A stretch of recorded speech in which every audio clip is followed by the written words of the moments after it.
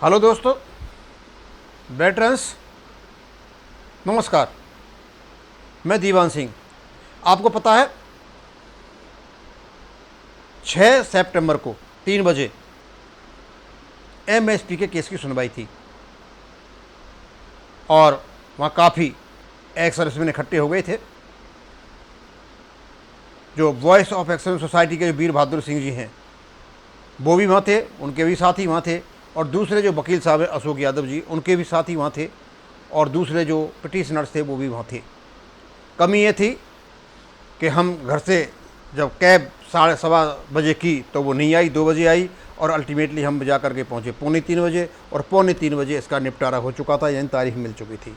लेकिन एनीवे जो कुछ भी वहाँ हुआ, और मेरी बहल साहब से क्या बात हुई, और जो शमशेर सिंह जी यहाँ एडवोकेट वो क्या ऑब्जर्वेशन दे रहे हैं, उनके बारे में हमको जानना बहुत ज़रूरी है। और दूसरे बहल साहब ने फंड्स के बारे में क्या रिक्वेस्ट की है वो भी आपको जानना ज़रूरी है। तो पहले तो मैं वीर बहादुर सिंह जी का ही पढ़ देता हूँ। आज एमएसपी केस का नेक्स्ट टाइम दोपहर 3 बजे निर्धारित किया गया, लेकिन चीफ जस्टिस ने 3:30 बजे एक जुडिशियरी मीटिंग कॉल कर ली, इसलिए जज को वहाँ जाना पड़ा। इसी बीच सरकारी एडवोकेट और एक सर्विंग मेजर ने कहा वॉइस ऑफ एक्सर्विसमैन सोसाइटी द्वारा फाइल अतिरिक्त एफिडेविट पर मंत्रालय से निर्देश लेना है,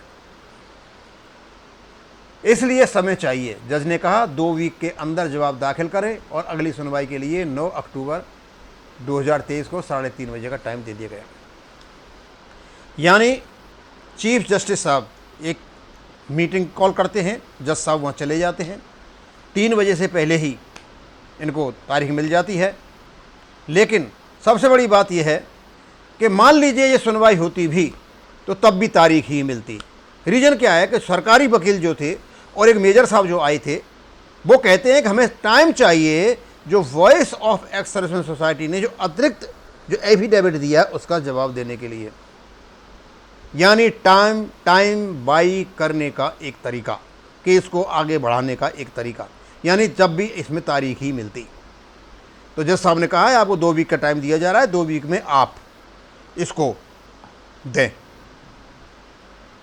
तो देखो क्या करते हैं। अब मेरी इस संदर्भ में राजीव बैल जी से बात हुई। राजीव बैल जी कहते हैं ये टाइम बाई करने का एक तरीका है, ये कोई ज़रूरी नहीं है कि अगली बार ये एफिडेविट दे दें, हो सकता है फिर टाइम मांगे, क्योंकि ये कोर्ट्स की नॉर्मल प्रोसीजर है। कैसे? अभी मैंने देखा कि जो ऑनररी कैप्टन्स का केस चला हुआ है राजस्थान में, वहाँ वकीलों को, सरकारी वकीलों को अपना एफिडेविट देना था, लेकिन 4 बार से अपना एफिडेविट नहीं दे रहे हैं और उसकी तारीख मिल जाती है। हो सकता है वो ट्रिक यहाँ भी अपनाई जाए, अब आगे देखते हैं क्या होता है। लेकिन जो सरकारी वकील है उस पर तो कोई असर पड़ेगा नहीं, लेकिन वॉइस ऑफ एक्सलेंस सोसाइटी के जो वकील साहब हैं, श्री निदेश गुप्ता जी जो एडवोकेट हैं, वो तो अपनी फ़ीस नहीं छोड़ते। वो चाहे बहस हो या न हो, वो अपनी फ़ीस लेते हैं। वो अपनी उनको फ़ीस दी, और ये वीर बहादुर सिंह जी ने सारा का सारा सूचना दी है। ये तो है उनकी सूचना। अब जो कुछ भी हुआ इसको ऑब्जर्वेशन और इसका समरी दी है थोड़ा शमशेर सिंह एडवोकेट। आपको पता है हरियाणा के रहने वाले हैं और ये सरकारी वकील रहे, अच्छे पद पर रहे हुए हैं। अब ये कोई आपको ऑब्जर्वेशन देंगे, अपना एवेल्यूएशन करेंगे, तो स्वाभाविक सी बात है एक सही एवेल्यूएशन होगा। ये क्या कहते हैं, पहले तो ये बताते हैं रेस्पेक्टेड श्री वीर Bahadur Singh ji, eminent legal air veteran बैल जी और जितेंद्र जी, और 2 आदमी का राजस्थान से वहाँ पर प्रेजेंट थे, यानी 3 और 5। हम भी थे लेकिन नहीं पहुँच पाए। बाद में पता चला 2:45 बजे पहुँच पाए कि वहाँ तारीख मिल चुकी है और ये जब जा चुके थे। As 2 weeks time asked by MOD to file under affidavit on the justice Ismail, जब 2 वीक का टाइम मांगा MOD के वालों ने, तो उस समय जो जज साहब थे थोड़े मुस्कुराए। अब इस मुस्कुराने का जो अर्थ, भाई हम तो यही समझेंगे मुस्कुराए, लेकिन ये एडवोकेट शमशेर सिंह जी अच्छी तरह समझते हैं। And said we will conclude petition, और साथ में ये भी कहा कि उन्होंने 9 अक्टूबर को 3:30 बजे इसको कंक्लूड कर देंगे। अब यही है कि यदि वो एफिडेविट नहीं देते हैं तो हो सकता है इनकी हियरिंग हो जाए, और वो एफिडेविट बाद में देते रहेंगे, वो तो पता चलेगा बाद में। इन्होंने इस बेस पे ऑब्जर्वेशन निकाला, एडवोकेट शमशेर सिंह साहब ने। क्या ऑब्जर्वेशन है, और मुझे लगता है ऑब्जर्वेशन उनका बिल्कुल सही होना चाहिए, करेक्ट और ट्रांसपेरेंट, एकदम ऑनेस्ट ऑब्जर्वेशन होते हैं। ऐसे वकीलों कहते हैं as per my observation honourable court is having positive, यानी उन्हें अर्थ निकाला कि जो इस्माइल यहाँ पर दी जज साहब ने, उनकी पॉजिटिव एटीट्यूड है केस के प्रति। एक बात, if almighty blesses we will get very favourable verdict, और भगवान का कृपा रही तो 9 तारीख को हमें एक फेवरेबल जजमेंट मिल जाएगा। अब सवाल ये उठता है, जैसे हमारी बहल जी से बात हुई और सभी जानते हैं इस चीज़ को, कि यदि हम केस को जीतते हैं, भारत सरकार सुप्रीम कोर्ट जाएगी, केस खिंचेगा। यदि हम केस को हारते हैं तो हम कोई सुप्रीम कोर्ट जाएंगे, केस खिंचेगा। कहने का मतलब ये है कि यदि हाई कोर्ट के फैसले पर कोई एक ग्रुप एक्शन करता है तो केस आगे के लिए खिंच जाएगा। हो सकता है इसका बहुत जल्दी निर्णय नहीं होने वाला है, ये तो खिंचेगा। अब क्योंकि खिंचे या कुछ भी हो, वकील तो अपनी फीस लेगा, वो तो अपनी फीस को छोड़ेंगे नहीं। तो यहाँ पर राजीव बैल जी ने एक आपसे अनुरोध भी किया है, क्योंकि अब तक ये लोग केवल अपना पैसा लगा रहे हैं, किसी भी संगठन का कोई पैसा इनके पास नहीं है। और कोई ये सोचे कि 12 मार्च को इनके पास बहुत ज़्यादा पैसा आया था, तो 12 मार्च के खर्चे को निकाल करके मुझे नहीं लगता इनके पास 1 लाख रुपया भी बचा हो, यानी एक बार की फीस ही बची हो।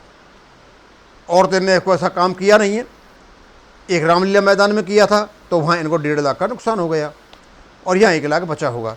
यानी अब तक जो बहुत ज़्यादा खर्चा इनका हो गया है वो ये ही कर रहे हैं अपने संगठन से, और इनके संगठन के लोग ही इसमें कंट्रीब्यूट कर रहे हैं। तो उन्होंने रिक्वेस्ट किया है सबसे, क्योंकि ये लड़ाई हम सब के लिए है, इसमें ऐरे गहरे नत्थु खैरे नहीं है, कोई चिंटू बंटू नहीं है, कोई ये नहीं है कि ये उस ग्रुप से बिलोंग करता है, ये उस ग्रुप से बिलोंग करता है। एमएसपी सब पर समान रूप से लागू है। इसकी लड़ाई लड़ना हमारा एक धर्म युद्ध है। अब लड़ाई तो तभी लड़ोगे जब आपको फंड होंगे। तो उन्होंने रिक्वेस्ट किया है, I will request all to please contribute generously due to funds we should not lose. ऐसा नहीं हो कि फंड्स की कमी के कारण हम केस को लूज कर दें। अब जो लोग सोचते हैं, हो सकता है कई सिरफिरी लोग ये कहेंगे कि ये तो पैसे मांग रहे हैं। ये case voice of ex service society एक बहुत ही एमिनेंट और सर्विस मैटर के जानकार वकील के माध्यम से लड़ रही है, जो आसान काम नहीं है। ये ऐसे नहीं लड़े जाते केस, हमने केस कर दिया और जा करके खड़े होकर एक शब्द भी नहीं बोल पाए, जैसा चंडीगढ़ में हुआ था और चंडीगढ़ में हार गए थे। ये केस बड़ी मुश्किल से जुडिशियल रिव्यू को पार करके यहाँ पहुँचा है, और वो केवल एडवोकेट निदेश गुप्ता जी की वजह से पहुँचा है। इसमें और किसी का कोई हाथ नहीं है, भले ही कोई श्रेय लेता रहे। और अभी जो बहस होगी उसमें भी उनका ही मेन रोल होगा। प्राइवेट वकील है, पैसा तो लेंगे ही। आप लोग चाहते हो कि आप में सफलता मिले, हो सकता है, मैं ये नहीं कह रहा कि हम अच्छी तरह से लड़ाई लड़ें, पैसा भी खर्च हो जाए, कोई गारंटी नहीं है हम पैसा खर्च करें या आप पैसा खर्च करो, लेकिन वकील तो अपनी फीस लेंगे। तो बहुत ज़रूरी है, हमारी बहुत बड़ी नफरी है। 30 लाख आदमी जो हमारे हैं पेंशनर, उनको फ़ायदा होना है। 1-1 रुपया भी ये सारे देते हैं तो 30 लाख रुपये बैठते हैं। लेकिन केस इसकी वजह से इसमें किसी प्रकार की कमी नहीं आनी चाहिए। जैसे आपको पता है X62 वाला जो केस है, उसमें एक ही कॉल पर 200 आदमियों ने 10 लाख रुपए जमा करा दिए। अब वो उनका पैसा है, वो एक्स सर्विसमैन का पैसा नहीं है, एमएसपी वालों का। एमएसपी एक अलग चीज़ है। जो 6200 केस लड़ रहे उनका भी इसमें हाथ है, वो भी कंट्रीब्यूट करें, दूसरे भी कंट्रीब्यूट करें, सभी संगठन कंट्रीब्यूट करें। इसमें ना तो ये एफबीए का मतलब है, ना इसमें कोई यूनाइटेड फ्रंट का मतलब है, और ना राष्ट्रीय संयुक्त मोर्चा का मतलब है। हम सब एक्स सर्विसमैन हैं। ये हमारी इज्जत का सवाल है। इस केस को लड़ने के लिए पैसों की ज़रूरत है, पैसा दें। हाँ, आपको लगता है कि पैसा नहीं जा रहा है वहाँ, तो आप पूछें, हम यहाँ चेक भी डाल देंगे कि वह कितना कितना खर्चा हुआ है, सारा खर्चा यहाँ पर डल जाएगा। लेकिन अब तक जो खर्चा किया है सारा का सारा कैश पैसा केवल और केवल वॉइस ऑफ एक्सेस सोसाइटी ने ही किया है।